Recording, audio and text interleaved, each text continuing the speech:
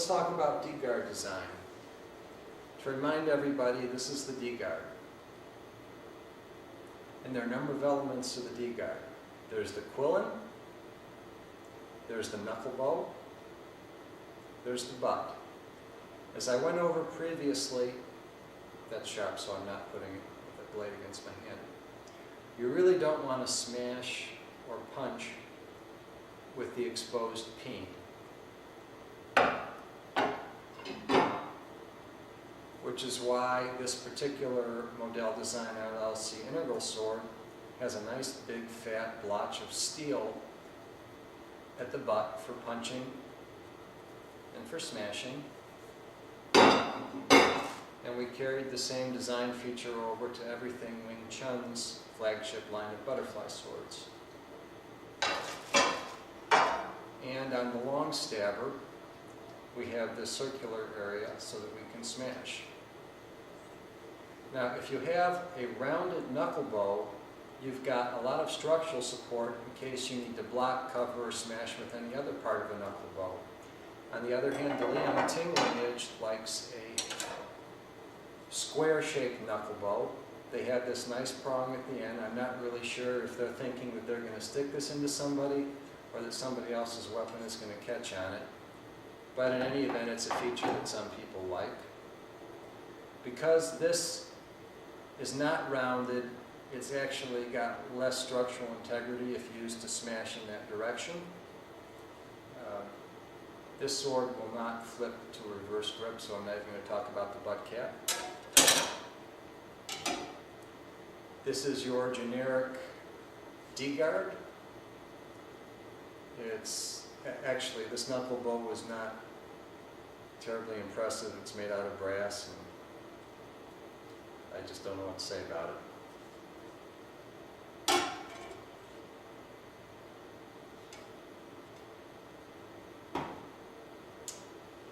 Let's talk about quillins. The quillin can be designed for a variety of purposes.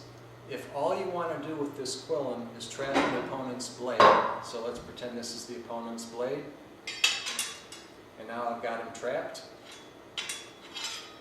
then ideally you want this quillin to run parallel to the spine, and you want for it to run a pretty decent distance, but not so far it's tough getting stuff to come into the mouth of it.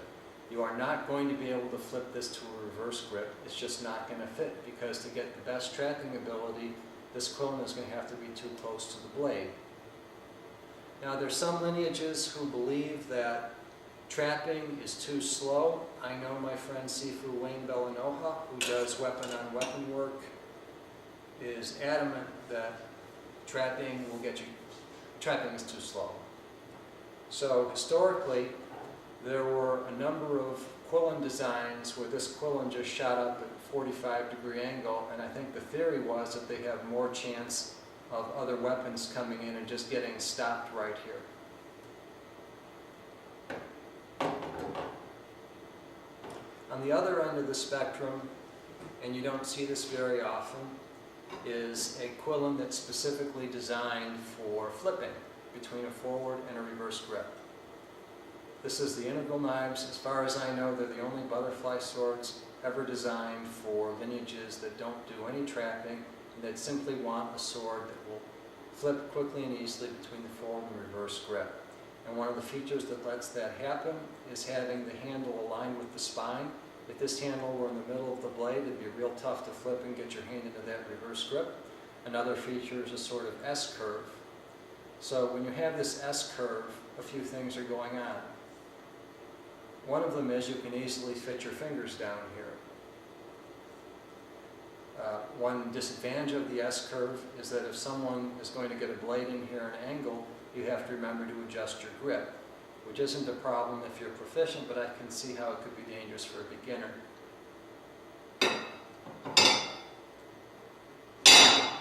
Well, most people who I've seen, even if they don't do flipping between a forward and a reverse grip, ask for a quillin that will allow both flipping and trapping. So in that case, we've got this nice quillin. It is pretty good at trapping. It's good at flipping. It's not as good as flipping as a DGuard Design strictly for flipping. It's not as good at trapping as a DGuard Design strictly for trapping. And speaking of trapping DGuards,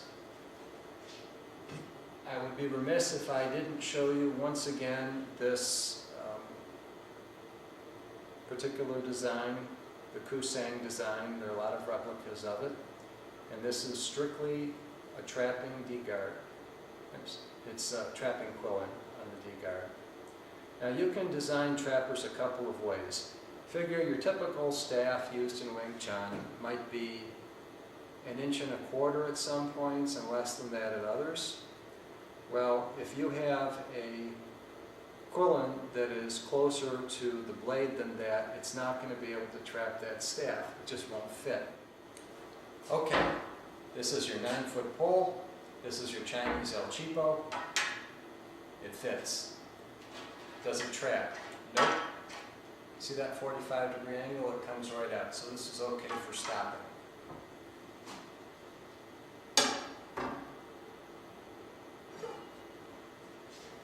Quillins. Let's take it down a bit on the staff. There goes my ceiling. It fits. Let's take a close look at this cold steel DGuard. It's brass. You know, not perfectly round, but perfectly functional, thick enough. Now, the Moyat lineages tend to want a flexible DGuard. They like a thin strip of steel, and their theory is that something's going to come in, and this is going to flex around it and hold it. There are some Moyat style Quillins that basically come out like this. So it would, instead of being able to accommodate a staff, it just bends straight out from there. And a staff will probably go in here, but it won't get very far. I'd rather think that would be better at catching a blade, but I don't have a pair, so I can't tell. This is designed for both trapping and flipping.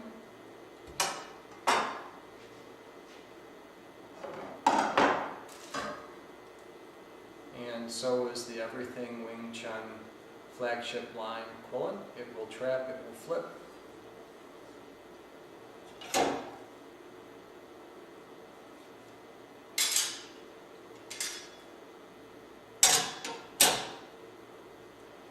One of the features that's really nice about this flagship line DGuard, see how the post of this quillin fattens near the end? So when that fattens near the end, it actually forces a beginner's hand into a more defensive position. You can't choke your hand really forward and be vulnerable as much if a weapon hits an angle.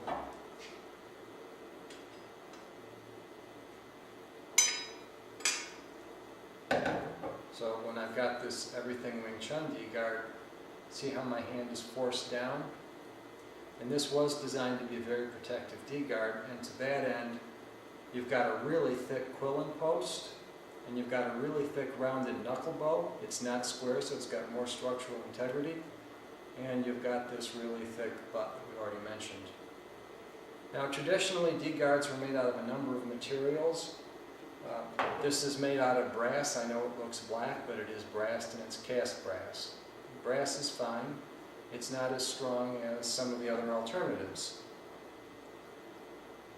This DGuard is made out of ASI 304 stainless steel. That's absolutely the best stainless steel for knife bolsters, and it's the best stainless steel that we could figure out for butterfly sword DGuards regardless of cost, and I do mean regardless of cost. 304 stainless steel, so good for bolsters. It's tough, it takes a nice finish, and it's very corrosion resistant. Most custom knife makers do not use ASI 304 stainless steel as bolsters on their knives. And the reason they don't do it is because it's difficult to work with. They want something that requires less effort. And it is difficult to work with, and it is more expensive, but it's the best. There are a couple ways to make a DGuard.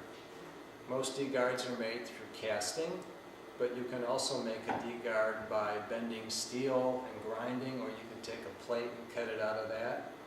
You can also do hot drop forging. This DGuard is made by casting brass.